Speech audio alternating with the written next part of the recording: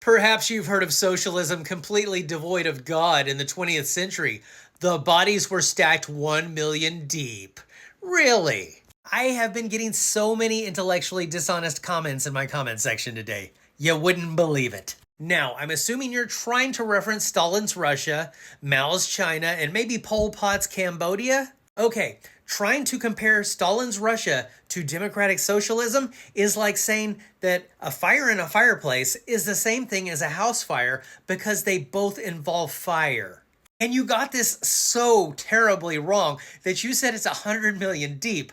That means that there was 100 million people, and then they stacked another 100 million people, another 100 million people on top of them. That's never even been a claim, my dude. And even the most conservative historians will tell you that those numbers are grossly inflated. Now, that's not any way to dismiss the people that did die, but it had absolutely nothing to do with socialism or godlessness. Because if we are comparing numbers here, I would love to stack up Christianity's numbers to any atheist movement.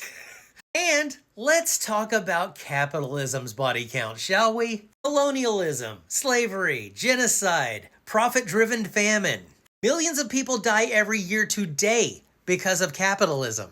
In fact, under capitalism, 9 million people die every year due to hunger or some sort of hunger-related disease. And it's not like we don't have the food. We definitely have the food, but those people would rather throw it away because they didn't make a profit on it than to give it to people who actually need it. Oh, and a lot of these people who throw away the food, they consider themselves to be really good Christians.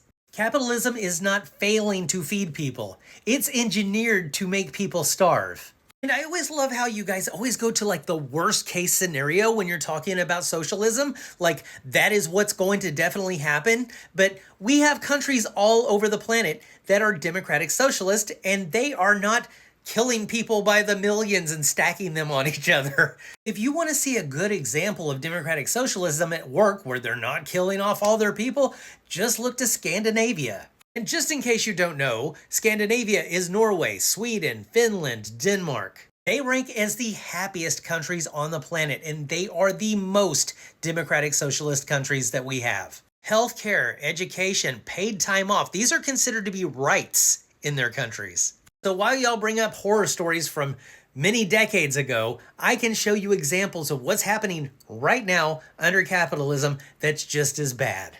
So you make a great argument for why we should definitely get rid of the current US capitalist system. Because those bodies definitely could be stacked millions deep.